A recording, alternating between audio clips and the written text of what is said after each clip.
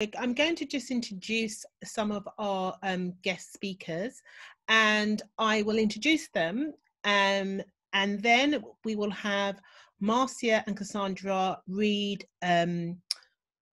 some parts, maybe a chapter or a small part of a chapter from the book, and then we will hear from our esteemed guest speakers. So we have Dr. Ian Chikanza.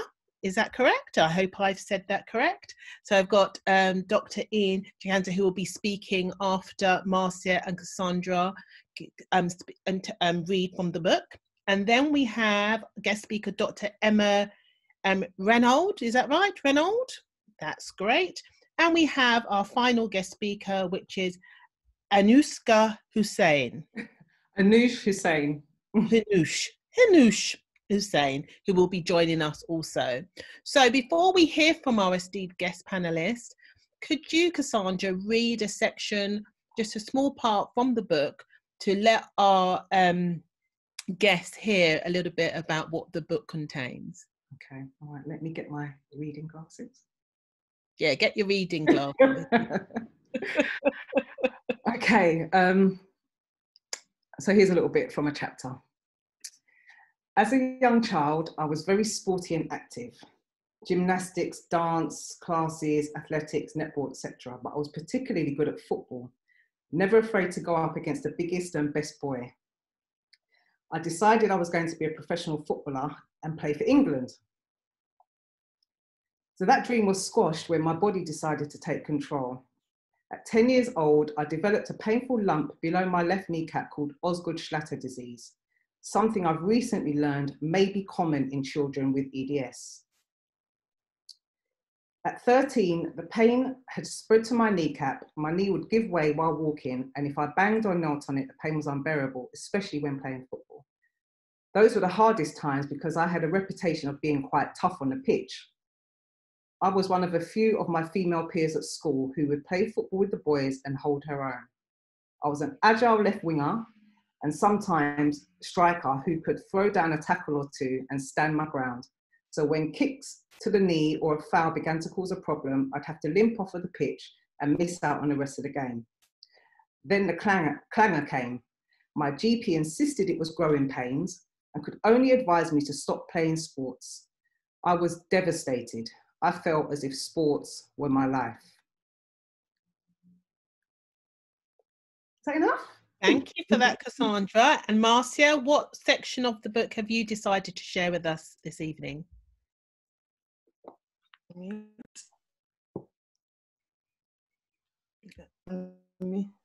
you hear me? Sorry. Yeah. Yeah. I will read around the same section of as a child, noticing the differences. During primary school, I had a few accidents. I would walk to school when I had occasional sprains, but I noticed it as nothing unusual.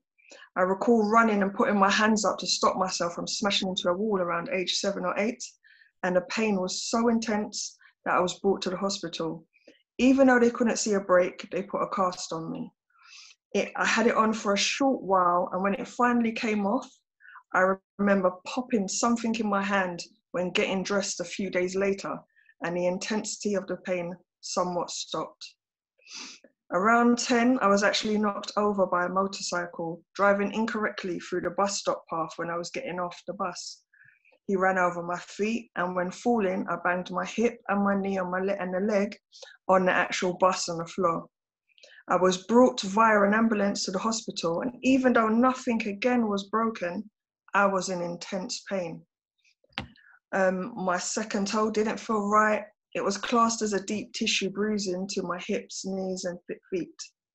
I was in hospital for a short period, and I was still in pain even when discharged, and the intensity of the pain only died a few days later when I popped my hip back in when getting out of bed at home in my bedroom.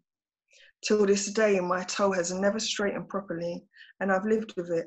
And as I write this, it's that the bone is very different to the left toe and feels like the letter V instead of the letter L in comparison. The bump I thought could only be a corn is actually the bone sticking up through the skin. And I'm realizing this even more now. As a child, I would play a number of sports throughout my primary and secondary schools, such as tap dancing, ballet, cheerleading, and in the earlier years, during the time going forward, it turned more to football, ice skating, and I became a very strong swimmer. My mum was always very good at ensuring I got to as many classes as I found of interest.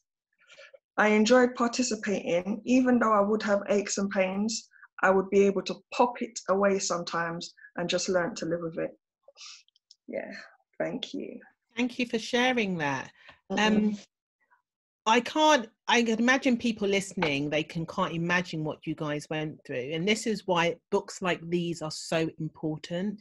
It's about letting people be aware of the conditions and what people actually have to go through on a day-to-day basis, like yourself and Cassandra. I think often people, and I know we've spoken about this before, Marcia, about being out, and because people don't look disabled, you know, they have a real problem with it. And it's not about looking disabled, it's about, these are some serious issues, pains and stuff that we have to go through on a daily basis. So I really applaud you both for writing this book, being brave enough to share what you guys have both been through. So first, we're going to... something, Diane. Sorry, can I add something? I just think it's important to stress that for a lot of people, what we found out is that they take a long time to be diagnosed, which Marcia said earlier. For Marcia, it took 11 years from the onset of symptoms, and for me, it took 20 years from the onset of symptoms. And for many years, we were, you know, when I know for myself, disregarded, just told it was chronic pain, just pushed from pillar to post and then left. So that's another reason why we think this is important. And I think definitely for me as a personal development coach as well, another important aspect of this is that, yes, we go through the physical pain, but we also experience the mental and emotional pain as well of having to deal with a condition that is, one, people can't see or have never heard of.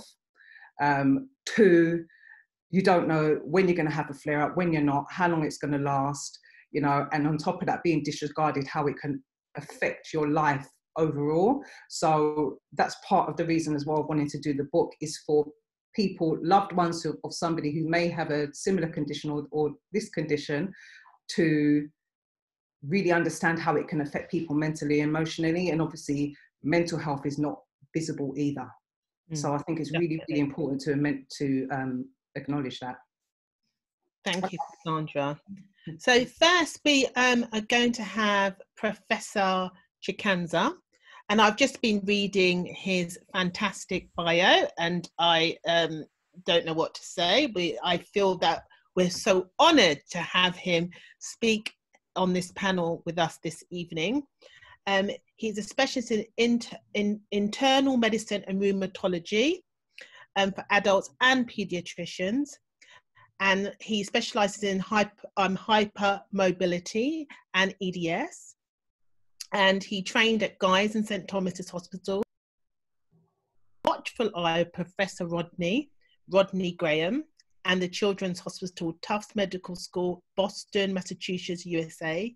He was appointed Professor of Rheumatology, University of Cape Town Medical School in 1996. So all I can do is hand over to the esteemed professor to share with us a little bit about EDS. Thank you very much for inviting me. Thank you for joining. I'm greatly honored. This is, I haven't read the book myself, but I think this is a very important book. You know, talking about, you know, EDS from childhood, and these are people who were children whose diagnosis was not made until when they were as adults. The most important thing about EDS and hypermobility disorders is that these are conditions that are caused by laxity of connective tissue. And the body is made of connective tissue. So there's connective tissue in the skin, in the blood vessels, in the heart, in the gut, in the muscles. So it's a condition that affects many parts of the body. Now, what is important is that, as we've had in the opening selected parts of the book, which I thought was very quite touching, is that, you know, children are often told, it's growing pains, go away, it will go away, right? And they spend many years of feeling different than their peers, okay? Missing school and not getting the relevant help that they should be getting. And I would like to emphasize that the most important thing is early diagnosis.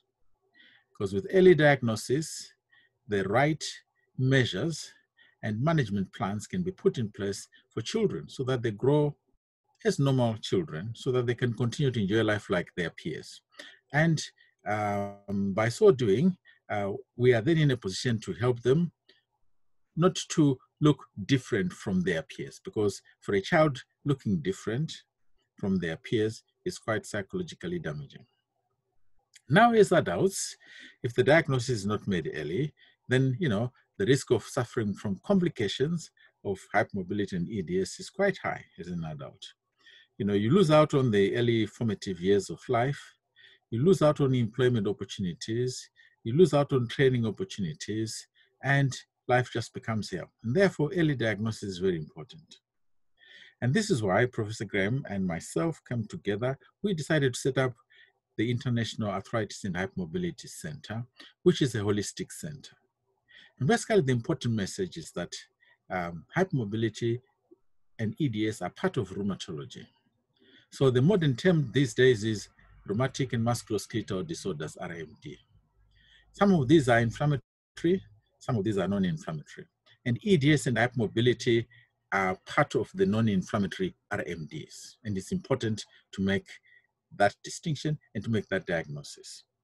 Now, hypermobility in the joints can be caused by other things. So we must not forget that, okay? They can be caused by inflammatory RMDs such as rheumatoid arthritis, SLE in adults, juvenile idiopathic arthritis in children, which is sometimes very difficult to diagnose, and a number of metabolic conditions, hypothyroidism, vitamin D deficiency, homocystinuria. And therefore, in making the diagnosis of EDS, all these things must be excluded.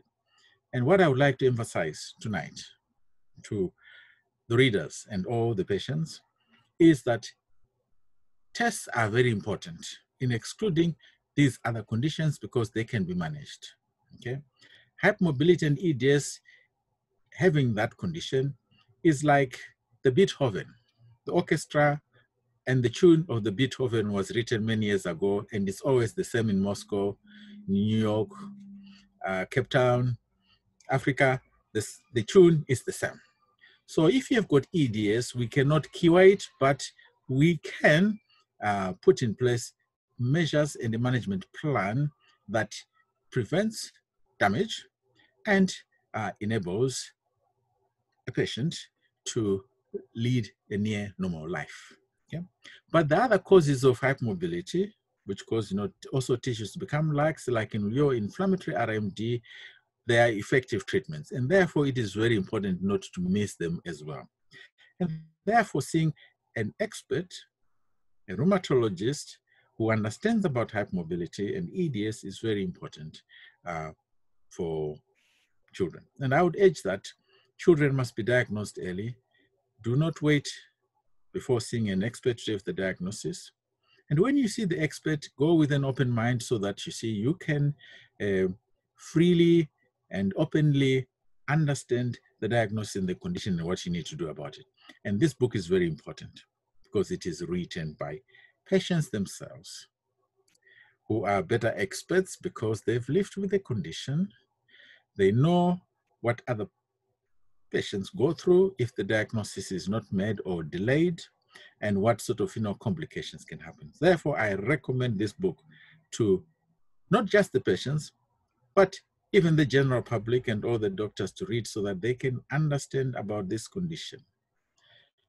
Now, people with hypermobility sometimes are not recognized. Their disability is not appreciated.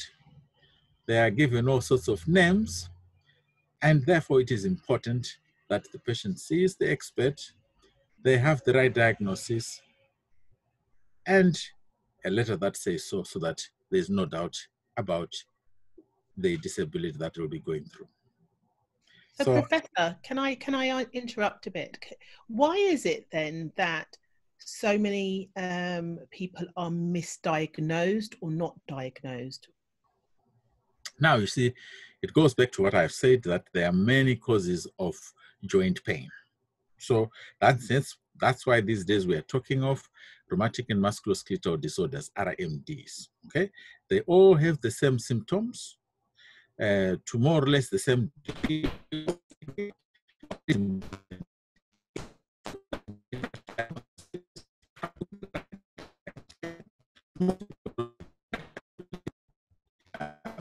You and you don't have rheumatoid arthritis, well, you know, you've got nothing because the blood tests are okay.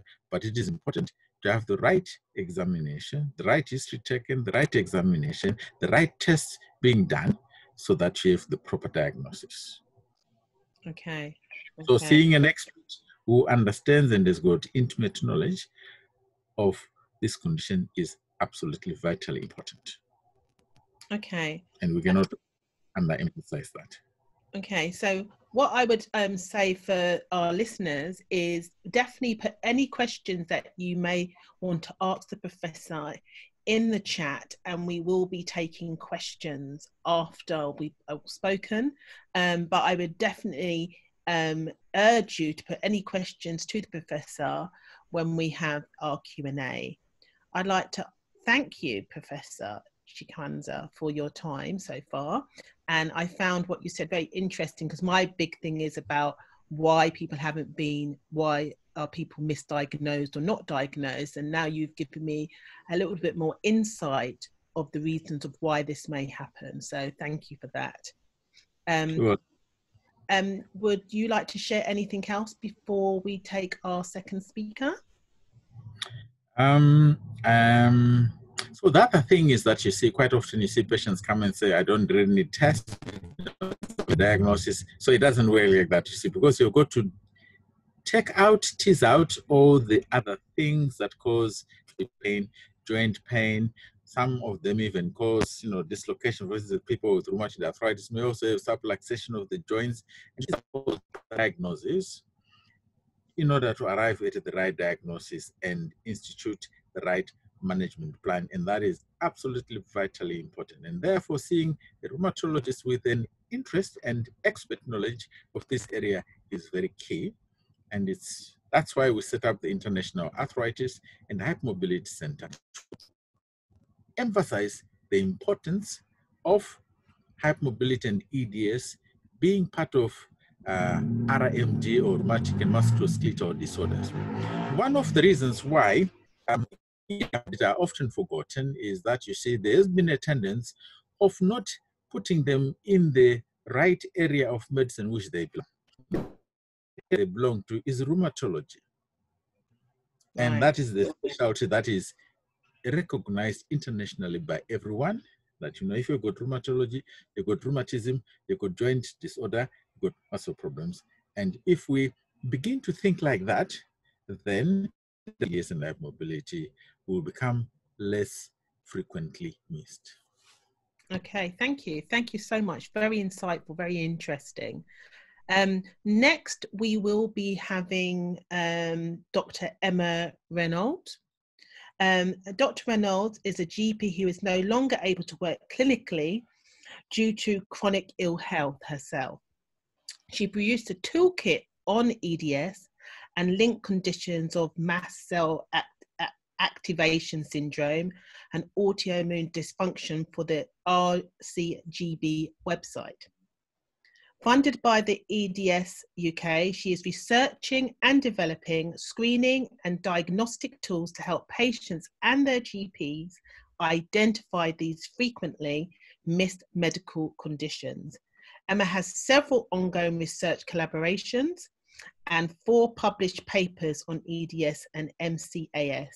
In addition, she engages in educational and policy-related work as her health permits. She has 2 children and loves gardening. Well, this is the weather for gardening, Dr. Emma Reynolds. And so if we could hear from you, Dr. Reynolds. Thank you so much. And thank you to Marcy and Cassandra for inviting me to speak this evening. obviously this is a subject that is that I'm very, very passionate about. So of course I immediately said yes to the invitation. I guess so I have my own experience as a patient, which I shall briefly go through, I think. So my journey really started when I was about 10 and I had back pain. But we didn't really get any answers about any of that. And then went on to develop pains in other joints, in my wrists in particular, and then knees and hips. Yeah, doctors didn't come up with any answers. And during my teens, there was, of course, the suggestion of psychologization of my symptomatology, that perhaps my wrists were painful because my parents had separated. And it wasn't until I was nearly 20 that I received a diagnosis of joint hypermobility syndrome. But of course, at that point in time, it was joint hypermobility syndrome was really portrayed as purely a disorder of joints. And of course, since then, we've gone on to realize how much it is, as Dr. Chikanza was referring to, a systemic connective tissue disorder affecting all parts of the body. So pain became normal. I went to medical school. I worked hard, I played hard.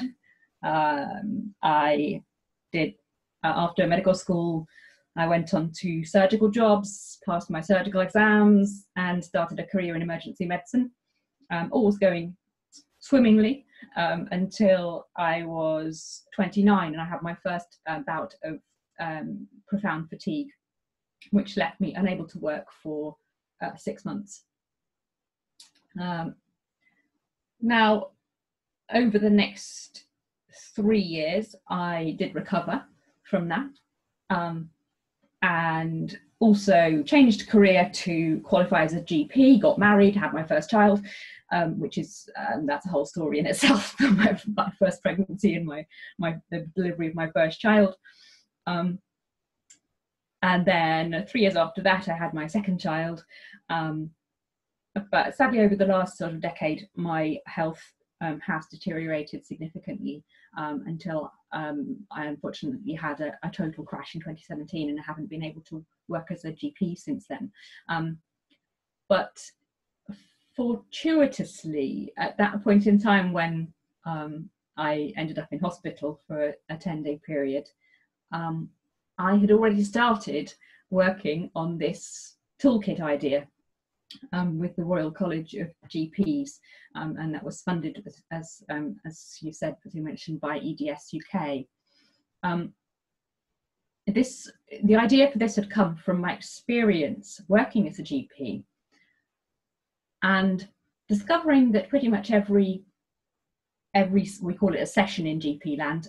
So I would see 15 patients in a morning, and I would find one person every morning and one person every afternoon who seemed to me to have a pattern of disease that would fit with our conditions, the Ehlers-Danlos syndrome plus the major associated conditions, the mast cell activation syndrome, the autonomic dysfunction that are now being recognized as being so commonly comorbidities, as we call them. And I couldn't find a way to manage that, because I knew I couldn't pass these patients, these precious patients whose lives were changed by me just saying the words, "I think I know what's wrong with you." I couldn't hand them back to other GPs, because those other GPs wouldn't have heard of Ehlers-Danlos syndrome. They wouldn't know what to do with them. They wouldn't know, mast cell, what's that? So I thought, I need to produce something, some kind of resource that other doctors, other GPs, other healthcare professionals can use to navigate through with all of the multitude of symptoms and issues that we all are familiar, we're familiar with, but our doctors often aren't, and our doctors often don't connect the dots. And when you can't connect the issues, think connective tissues.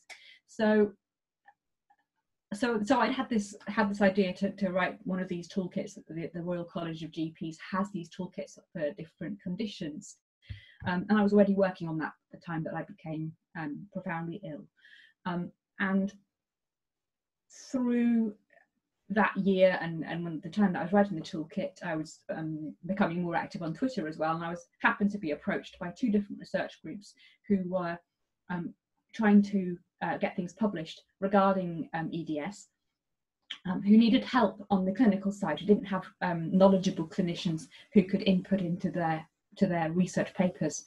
And although I had no background at all in research, I thought, well, why not? I'm sure we can. I'm sure I can help. And so that has spawned two main things I just want to quickly mention. So there's the Heads Together team, which is where we're looking at maternity and sort of childbearing experiences of people with EDS. And we've just had our second paper accepted. I'll put a couple of links in the chat if that's all right after I finish speaking. So one will be to the Heads Together website. So that's a landing page now where you can access resources about everything to do with childbearing. And the second big project was an epidemiological study using primary care data from Wales, and that enabled us to show that if you ask the question, how many people in Wales have actually already got a diagnosis of either joint hypermobility syndrome or Ehlers-Danlos, the answer was 1 in 500. So we were showing that these aren't actually as rare as most doctors are taught at medical school. And I think in answer to your question, your profound question, why don't these blooming doctors realize why does it take us a median of 10 years and sometimes 20, 30, 40 years to get diagnosed?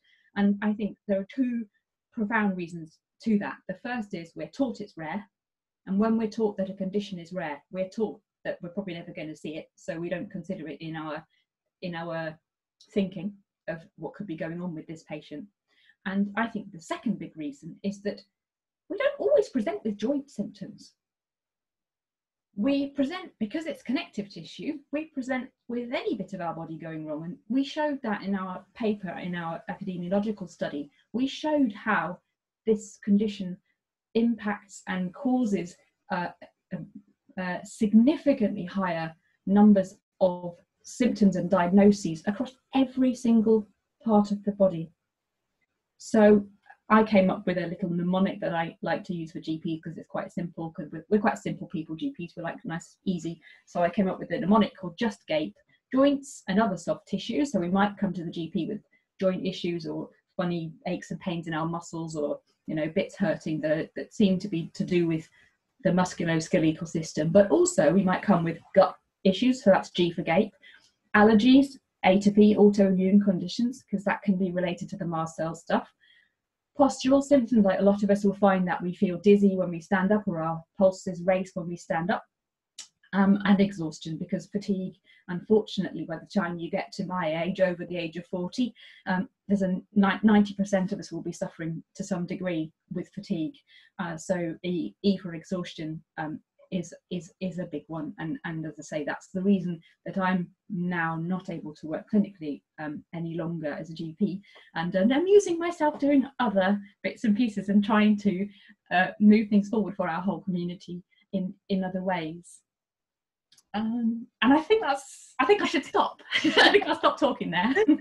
Thank you so much for sharing that. Like you said, yes, mine is a big thing about being misdiagnosed or lack of diagnosis. And I know there are people in the room who also, from lupus to other types of disorders, who are often misdiagnosed.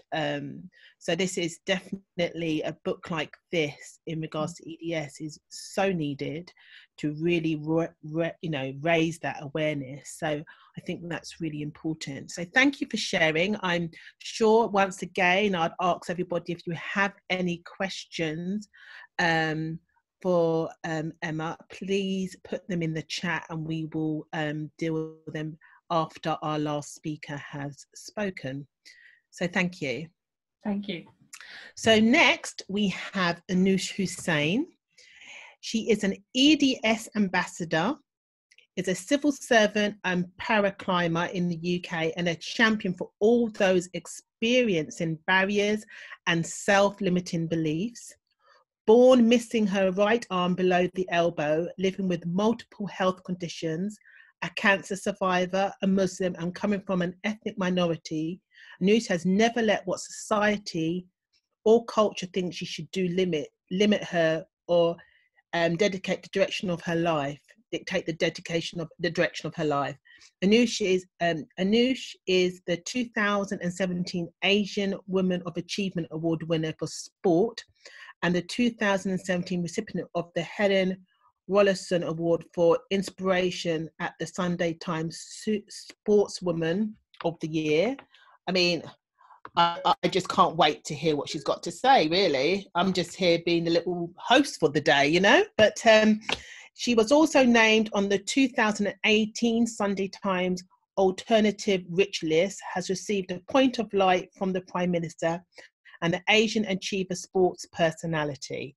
Well, that was a mouthful. Anoushè, I can't wait to hear from you. So please, could you please speak to our listeners and tell us a little bit about yourselves and why you felt to be a panel to supporting Cassandra and Marcel on their book launch of BrOKen? First of all, thank you for inviting me, Marcia and Cassandra. The book is amazing. And thank you for being an amazing host as well. So I think for me, when I'm listening to all your stories about EDS and how it went, a lot of you spoke about pain, whereas for me, pain wasn't my main problem and still isn't actually for the most part. My pain is quite managed. For me, it was the gastric symptoms and the other things going wrong with my body. And I was born and grew up in Luxembourg, small country. There's only 500,000-ish people living there. I was the only child missing an upper limb, let alone, you know, something more common. You know, in the UK, it's way more common because obviously we have much larger populations. So let alone, nobody was going to diagnose, you know, the EDS over there. I was hypermobile. Doctors would marvel at how far I could extend my joints. And they keep treating me for joints that would come out of place, surgeries, discs that kept slipping out of place as well. But I was always just hypermobile. It was never more serious than that, despite the fact that my body seemed to be collapsing on me a little bit. And surgery after surgery. So I started having sort of joint problems around the age of 15. And this sort of started with, then developed into surgeries year after year after year. And then about 23, got diagnosed with cancer. And then, you know, we stopped worrying about the joint problems because frankly, I had frankly more important things like chemo and stuff on my plate. Once I finished my studies, I then realized, you know, the joint problems are still there. I'm still slipping and slopping all over the place. But there's other stuff that's gotten worse. And, you know, fatigue was starting to kick in, other problems, stamina issues. And I realized that, you know, this is clearly more than just hypermobility, even if my doctors back in Luxembourg wouldn't believe me. I moved to London and thankfully at my prosthetic centre, they realised that it was clearly more than just hypermobility and referred me straight for a rheumatology appointment. And okay, it took 3 years to get the appointment and whatever else, but I walked straight in the room and the doctor just straight away said I had EDS just from the way I was walking and from my clinical history. So that was straight away sorted out. I was so relieved to know I had a name for what was going wrong with me. At the time, I was not blogging or not in the public speaking world, but I was, even my friends and wider friends did not even know I'd had cancer. I kind of did that whole thing secretly. But I was considering blogging about my journey and how isolating I felt, because I looked okay throughout my whole cancer process. I wear a headscarf, people couldn't tell my hair had gone. I used false eyelashes. So I pretty much kept it well hidden. And when the EDS diagnosis came, I went, but how do I talk about something just as invisible, just as isolating, when people would tell me, oh, the issues I'm having are clearly in my head. It's clearly stress related. None of the issues are actually a systemic connective tissue problem. And yeah, that's when I started blogging and decided to become an EDS UK ambassador about a year after my diagnosis. The reason I wanted to get involved with the book was exactly that. The later your diagnosis, the harder it is to start managing the problems from the condition. The earlier you can get going at it, the earlier you can get good physio plans, support, mental health support, peer support. The earlier that happens, the slower it will take for people to degrade.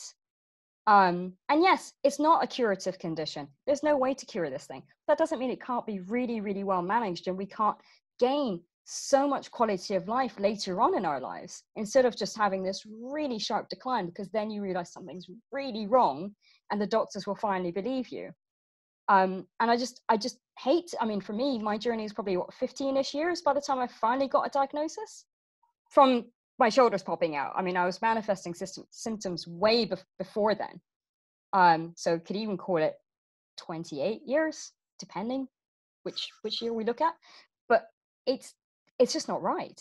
And a lot of it is down to lack of knowledge on the behalf of the people who are suffering from the symptoms, who don't feel they have the tools to go to their doctors with and say, this is the problem, and I'm connecting the dots, and I think it might be more serious than just joint pain or a bad gut or whatever.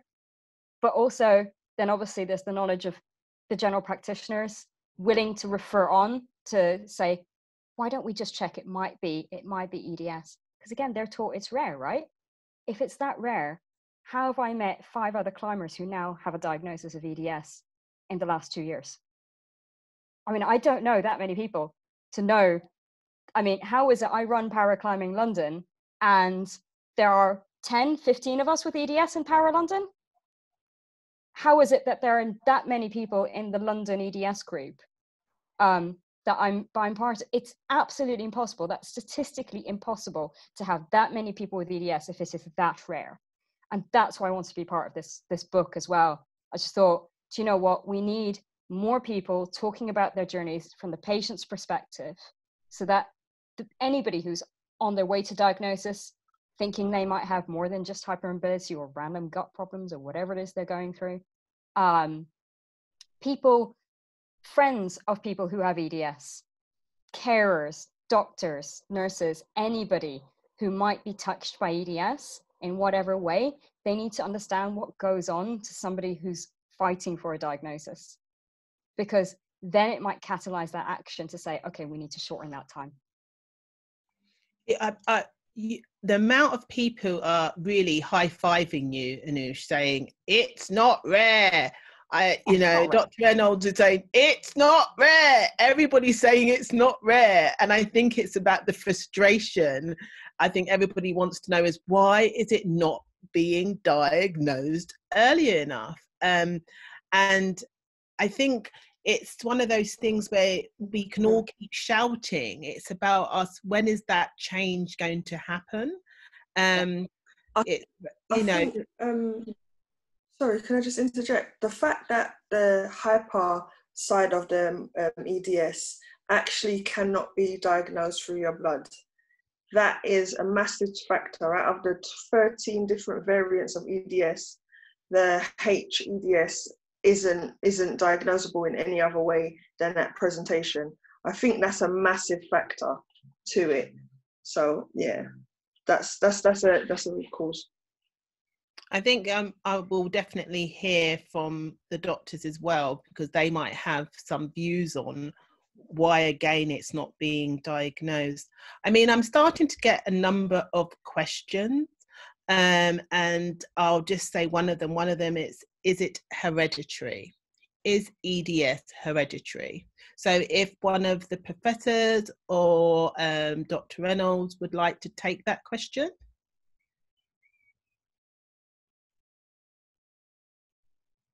Yeah, sure. So yeah, the hypermobile form of Ehlers-Danlos syndrome, and we should probably mention hypermobility spectrum disorders, because as many people probably know, there was a reclassification of all of the Ehlers-Danlos syndromes, so that we've got 13 types which we know what the genetics are. We know what the genetic mutations are, and we can identify those with genetic testing. And then we're left with, and those properly are rare. And then we've got the common sort that is what we come across every day, actually, which is the hypermobile form. But at the moment, we have a classification system which defines that hypermobile form very narrowly with some clinical criteria, because we don't know the genetics. And then we have other people who are put into this hypermobility spectrum disorders box. Now that is going to evolve. The classification is evolving and is being reconsidered at the moment. So I don't like getting too myself. I'm sure Professor Chikanza is going to disagree with me on that one, but I'm sure he takes it much more seriously. But from the point of view of what do you do with a person, how do you help a person with their symptoms, it doesn't matter whether they fit the full criteria for hypermobile Ehlers-Danlos syndrome, or they have some of the features of hypermobile Ehlers-Danlos and they fit into the HSD box. So you'll have people in the same family. Some of them might fit into the box and have the label of hypermobile EDS. Some of them will be HSD. And we think that it's inherited in an autosomal dominant fashion, for those who like their terminology to be absolutely accurate. So we think it's inherited if you've got one parent, one or other of your parents has the condition. Each child that those people have will have a 50-50 chance of inheriting the condition. Of course, each individual may experience it to a lesser or a greater extent. It may affect different parts of their body. So people within the same family may well experience very different symptoms.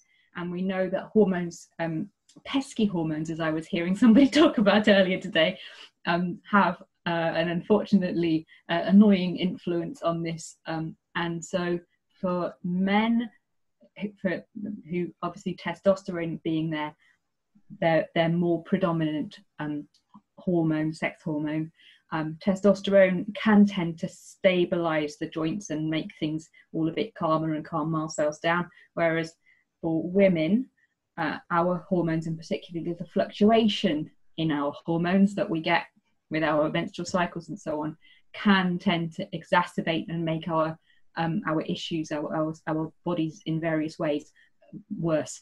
So when you look at how many people get diagnosed, it seems as if it's sort of 70-30 women to men. But if you look really carefully in families and you start to tease things apart, you'll often, so in my family, you know, I've inherited it from my dad, but he would never be given this diagnosis. It's only because, you know, because I can spot the little tiny clues that make me know that it's him that I've inherited this, whatever the gene is. We don't know yet, gene or genes or however it's inherited. But yeah, basically one parent, each 50-50 chance, each child. And Professor, what can you add to Dr. Reynolds' answer to my question? Because I'm sure you're itching to get in there. Now my Zoom has disappeared. I'm trying to but we can hear you, which is the best thing. Is the best thing. And we can see you as well. Oh, I don't know what is happening. I can't see anyone. Oh, but we can see you. Oh, right. Okay. Right. So I agree with most of what she has said. To me, it is important. You see, there are symptoms and a diagnosis. Okay, a diagnosis is a label. If you don't fit into the diagnostic criteria, then you don't get the label. But it doesn't mean that you do not have the symptoms of hypermobility. To me, that is very important. Therefore, the focus, as she has rightly said, is to focus on those symptoms that are directly affecting the patient's life. Okay? Which is why seeing an expert early on in life is very important. And if you are having symptoms, you're not sure exactly what is causing them, please go and see a rheumatologist with expertise in hypermobility so that things can be teased out, so that you can have the right diagnosis and the right treatment. And also the right management plan for your symptoms and how those symptoms are affecting your life. Someone has asked here, does hypermobility, does it develop into EDS? Well, I was just typing in something there. Mm-hmm. Now, it is very important to know that, if I may go back, you see, there is ethnic variation in hypermobility. So joint hypermobility is like your fingers. So some people are very stiff like the thumb, some are very flexible like the little finger, okay? And beyond that, very stiff is pathological, and the other, beyond the hypermobility, is pathological, okay? So for instance, most Africans who live on the flat plains are tall, thin, very flexible, because they have to run, they have to jump, they have to be able to here, and occasionally, most Asians are hypermobile, but they don't have the symptoms. So hypermobility can be constitutional. Okay. If we move to the people living in the jungles of the world, okay, the Amazon forest, you know, the jungles in North America and in the Congo, they're all short, stubby, and very stiff. Walk through the jungles and be able to climb trees and get food. So it can be constitutional. As we move to the northern hemisphere, yeah, you find that some people who are hypermobile get symptoms, okay, with them. Those symptoms fulfill the diagnostic criteria, and the other condition causes of hypermobility, metabolic conditions such as homocystinuria, other genetic conditions such as Marfan syndrome, Lowett syndrome have been excluded. And as you, Dr. Reynolds has rightly said, you know, some of the EDS types have got genetic markers that we can identify by blood tests. And then that leaves a group, you know, that are hypermobile, they're symptomatic, they don't fit into any of the other criteria. But if they didn't fit the new criteria of the 2017, they are either now classified as hypermobile EDS or hypermobile. What is important? Wait, you're breaking up. Can you move back from your mic a little bit, because you're just breaking up a little bit. Yeah. Okay. Hear me now. Yes, we can. So I'd said what. Okay, so genetic tests for EDS, those that fall into the EDS group and are associated with the genetic marker, with symptoms, and if those symptoms fit into the 2017 diagnostic criteria for hypermobile EDS, then you fall into that category. And if you don't, you are classed as hypermobile spectrum disorder. But that does not mean that your symptoms are not affecting. The disease is defined as it is with yourself, and then you are not yourself, you are diseased. And what is important is for us now to then look at those symptoms, even if you don't fit into those criteria of the label, that those symptoms are then addressed specifically to improve your quality of life and stop you from getting damaged. Okay, thank you. That really is very important. Thank you. Cassandra, you were trying to say something? Go ahead. Yeah, please. First of all, I just wanted to add to what the professor said, and I also wanted to ask him a question, which I don't know if he can be able to answer on here, so I might have to email you separately. So just to add to what you were saying about people being hypermobile, but not necessarily having symptoms or having EDS, my son's hypermobile. He's just very bendy, but he has no pain. So I totally, you know, get that. You know, he has no symptoms other than he's just very bendy and flexible and can do some crazy things with his joints, but he has no symptoms other than that at all. And then the question I wanted to ask, I've also been diagnosed with fibromyalgia. Mm-hmm. And with the research that I've done and things that I've been told by osteopaths, there's a crossover in the symptoms. Yes. How is it possible to tell which, because I get confused. I don't know what's the EDS and what's the fibromyalgia, to be honest. They just kind of merge. So is there a way to tell which symptoms are EDS and which symptoms are fibromyalgia? Yes, there is. Now you see, if you've got EDS, mm-hmm. you're symptomatic, and those symptoms are causing you grief in your life, you're not sleeping, you will get fibromyalgia. Okay? As a reflection of your, rather shall I say, a difficulty in having those symptoms and dealing with them. Yeah? Okay. So, but you see, when you've got fibromyalgia, there are specific symptoms that people with fibromyalgia get. So you can have both conditions. You can have EDS and fibromyalgia just as much as you can have rheumatoid arthritis or lupus and get fibromyalgia. Some people will just get fibromyalgia on its own as primary fibromyalgia. So, you know, the assessment and the testing takes out other things so that you arrive at the specific diagnosis. And also, it is also important to appreciate that, you see, people with EDS also get lupus and rheumatoid arthritis. So you can have both conditions. So before saying that, oh, your symptoms are all to do with EDS, even if you carry the gene for EDS, the other RMD conditions, rheumatic and musculoskeletal disorders, must be excluded, including metabolic disorders and endocrine disorders, because we can do something quickly in terms of treatment to sort those issues.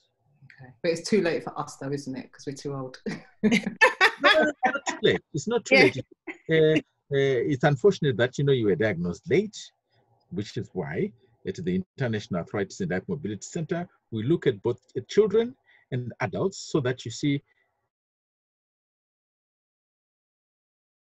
and the management plan throughout life. So even if you are old and you're having the symptoms, all the more important to see an expert so that you can have the right diagnosis. It's never too late to start. Okay. We've got an interesting question which says, when thinking about exercise, how should someone with EDS approach this given the potential for pain or flare-up afterwards?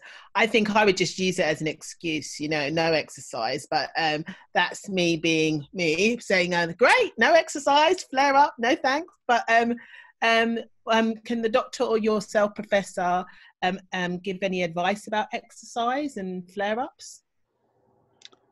Well, exercise is very important. Because remember, like what I've said, the Beethoven orchestral tune was written when your father and mother decided to make you. Okay? Mm-hmm. The tune was written then. It cannot be changed. Okay? So we cannot change the genetic sequence that was written and says your collagen is lax, fluffy. Okay? That we cannot change. So the joints will always be lax.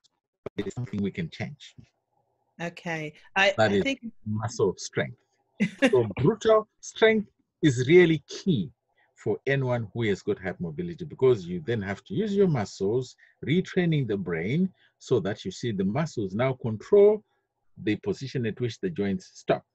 Because if the joints continue to hyperextend, they're, you know, pinching the inside of the joints, causing, you know, limited episodes of inflammation, which is what causes the pain.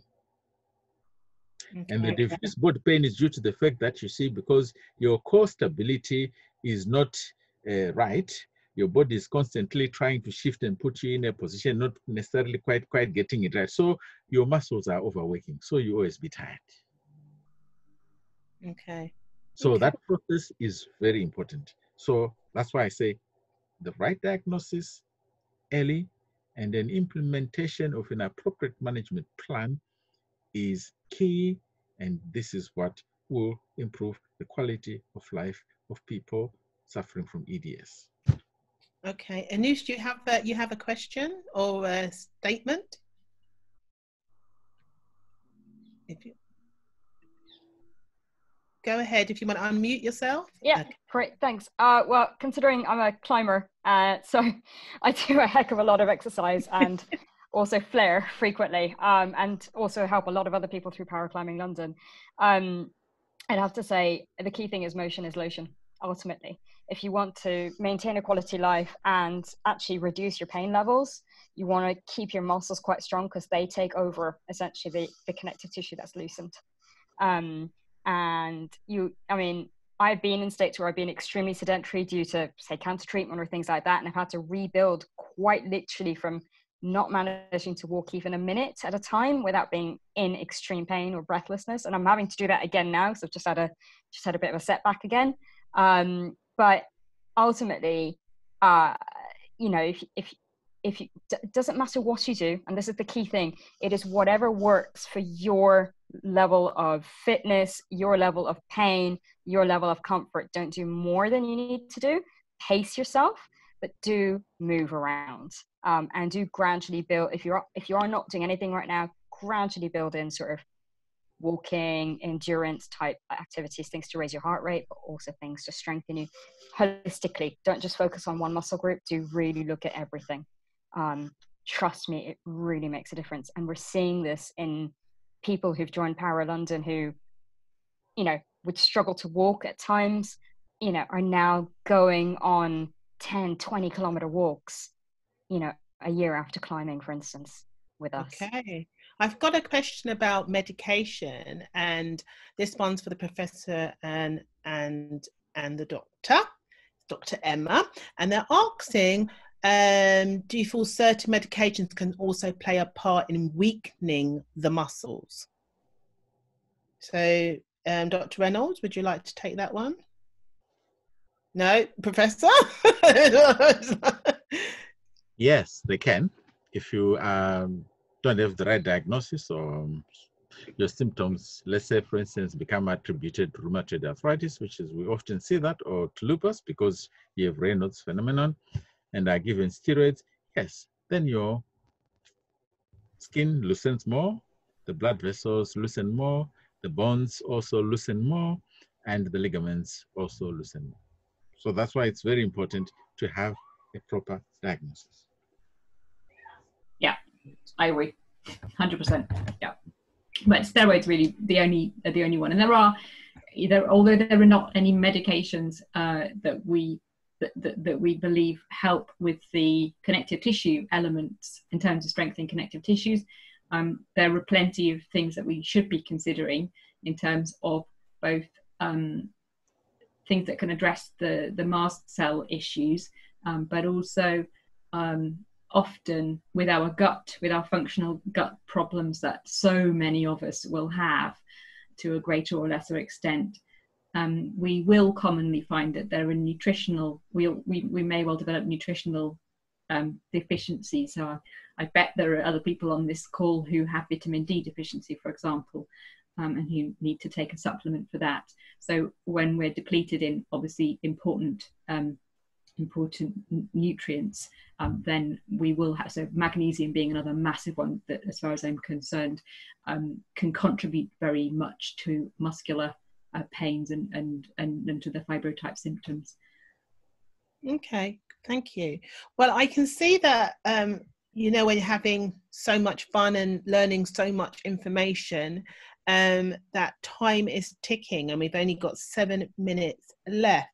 So what I would like is somebody could put the link in the chat to let people know if anyone hasn't already signed up to purchase the book. If someone could put a link there, there we go. I tell you what, it's like magic. I tell you, come and work for me. But anyway, the link's in the chat, so where people can get a copy of the book.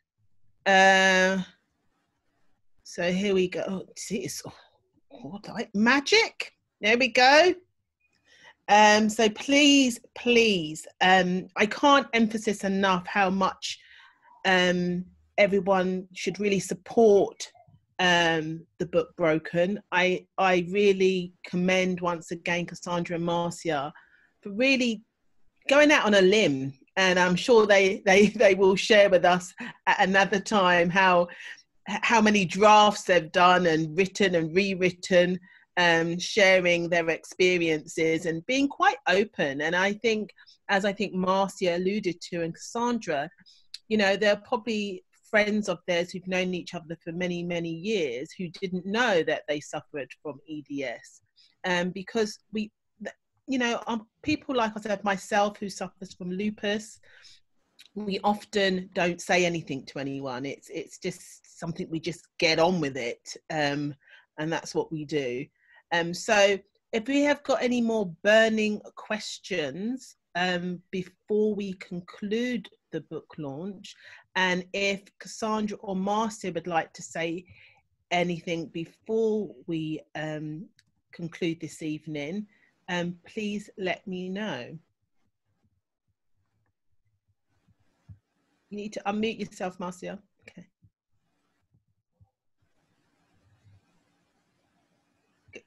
I've noticed that someone's got their hand up in their chats. Is there Oh, I can't see that now. Hold on. You see, chats. Thanks from Sweden.